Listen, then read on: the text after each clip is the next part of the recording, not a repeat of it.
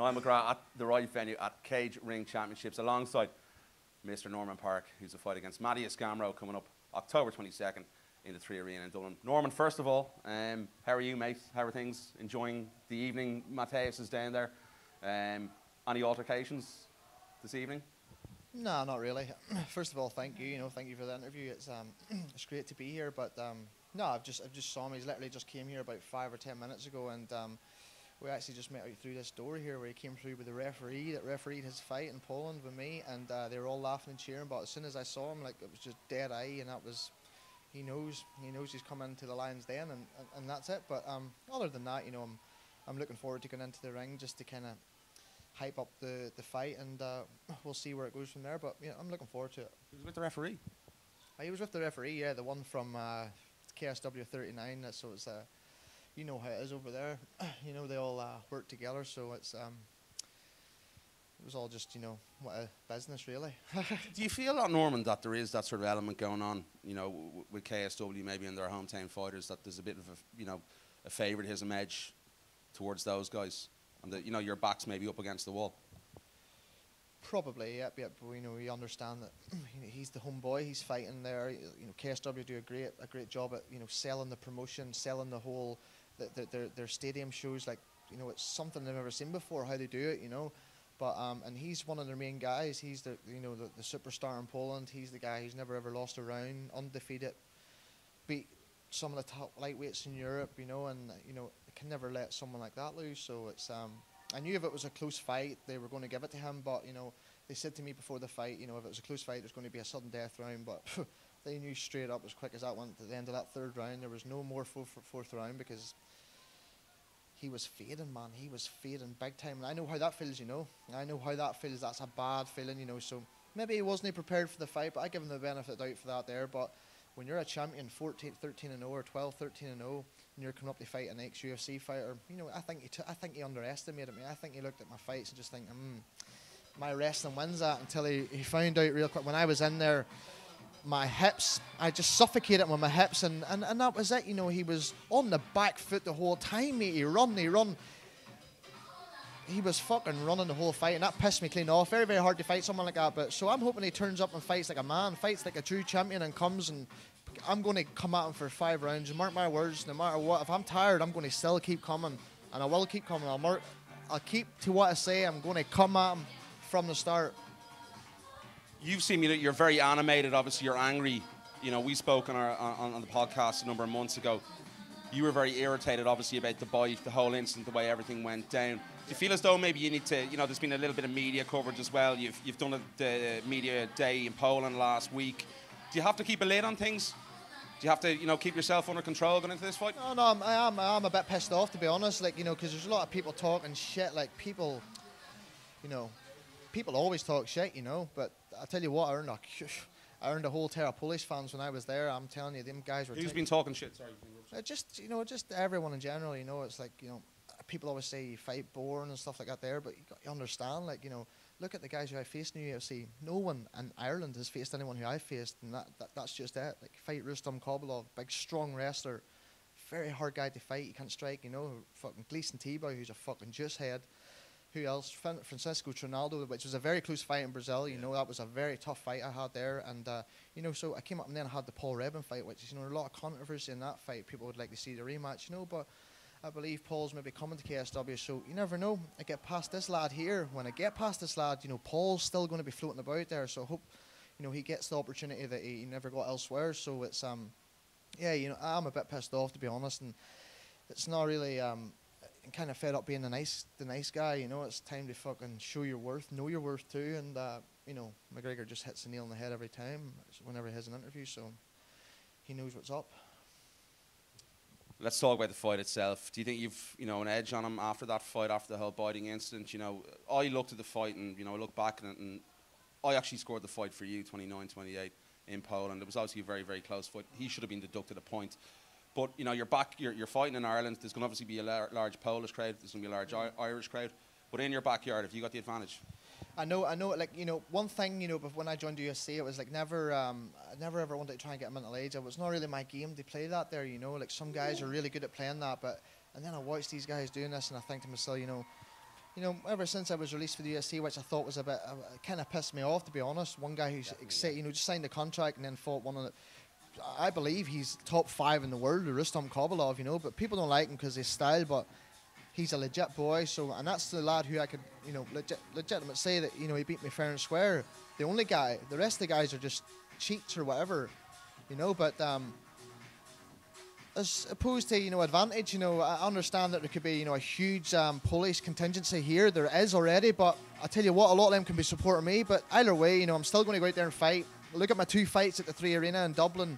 Whenever I fought there, 2014, 2015, it was unbelievable. The whole place went crazy. So you got this guy from the north who's always in that middle of controversy from your half fucking Irish, half British fucking. It's always there. No matter who, like you got Frampton, you got fucking Rory McIlroy. It's always there, but people know, people understand. Keep that shit away. They know, they respect me. They know I'm a tough fighter. I'm always there.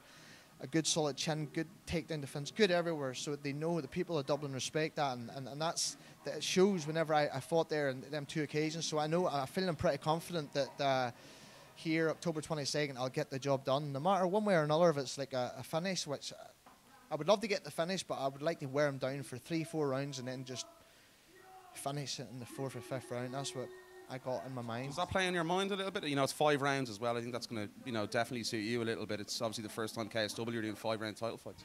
It can. It depends, you know, on your conditioning. If you put the training in, put the time in, your conditioning's on point, you're mentally, you're focused, like, which is a huge part. People underestimate that, but that's a huge part at this level.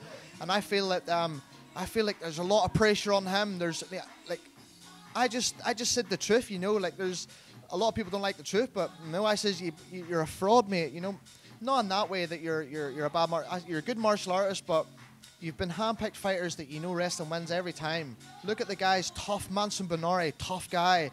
Who else did they face?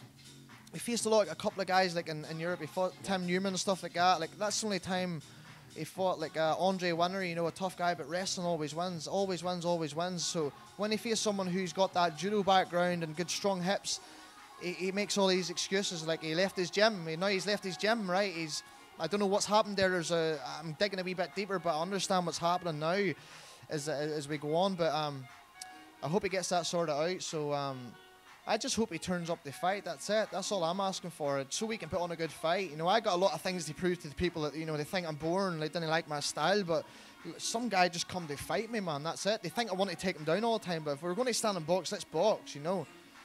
You know, that's all. I just want him to come and fight me. That's all I ask for. That's it. You've said you felt rejuvenated, you know, after the Paul Redmond fight. You were a little bit flat going into that one.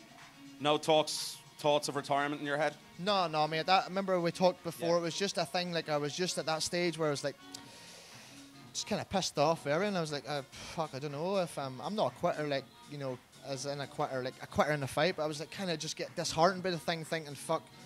You fucking accept every fight that these fuckers offered you, and then this happens. But you know, it's never the end of the world. That could maybe come back again. It's a build up to like a story, some like few years down the line to come back again. But you know, but I believe there was like the top 20 for sure. I look at some guys like James Vick, always up in there, and I know I could whip that guy's ass. I know, and I hope Joe Duffy does that. And there is boys in that top 10 like that I know I could beat, man. On any given day, I just know mentally in my head that I could beat them. I know I got all the tools there.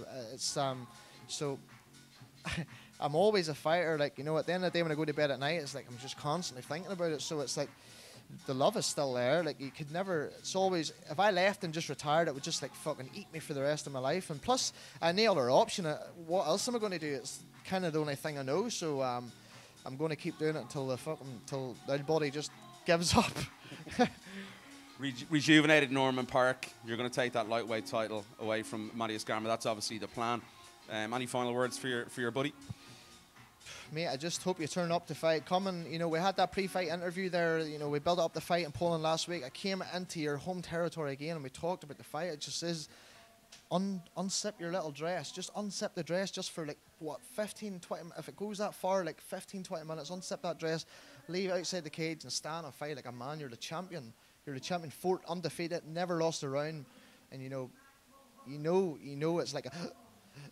You know, after you faced me that first time, there's like he's like held his breath, think, you know, and he starts to blame other people like it's other people's fault, but it's not, it's his own fault, you know, because I came into the fight, I felt good, my training was good, you know, I want to say I was 100% dedicated when I was in America, but I still mentally I was there, my fitness was there, and I was like, I was ready, I just wanted to fight. It's like, come at me, and he was talking to me, but he was moving, so like, just come and fight me like a man, and then, but I know he's not going to do that.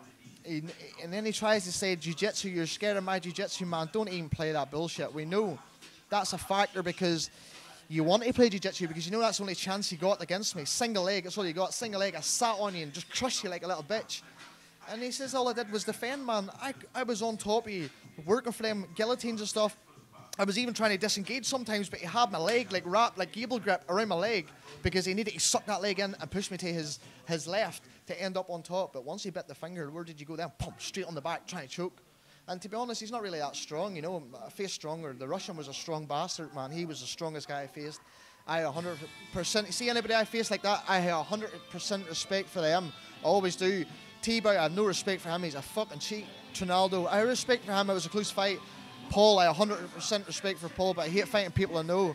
But I hope he gets his chance. But this boy here, I feel like, you know, imagine sitting in your country the whole time and this big promotion back and you promoting you like you're the best in the world, the number one guy outside of the UFC. What do you mean number one guys? You could jump us two guys in there and we're higher than fucking most of the guys in the UFC. We'd be like in the top 30, top 20 even. Pushes up in there. So I hate when people say that. But don't be the fraud no more. He faced a good solid boy, like, and now it was like there's a lot of question marks, not even from the people on my side, but the people on your own side. You know, all you got to do is check out the KSW Facebook page after the fight and still the champion. And then fuckers like corruption, cheat. Where's the biting incident? So he's got a lot to prove, you know, and I still have a lot to prove. So there's a lot of clash there. I have a lot to prove, fucking, because people want to see me finish a fight, so that's what's in my mind too. So just come to fight me, that's all I got to say. Definitely, Norman, can't wait for the fight. 22nd of October goes down, KSW lightweight title. Always appreciate the time, my friend. Thank you, mate. Thank you very much.